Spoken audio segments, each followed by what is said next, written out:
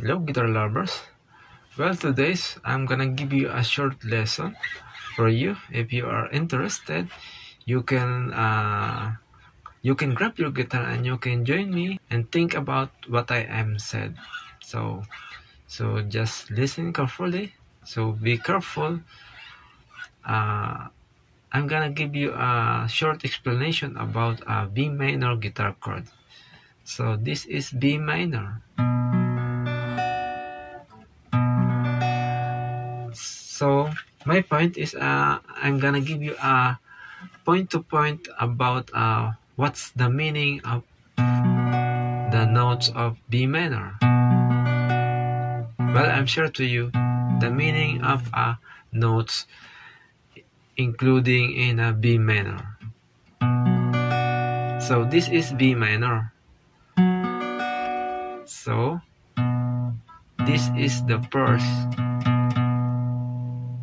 means root 1, and then this is the fifth, and the next is a root also, and this B3 or third. B3, it means a minor sound. So please remember this. B3 means minor sound, and this is fifth. So I will repeat for you to understand easy. Root, fifth, root, third, and fifth.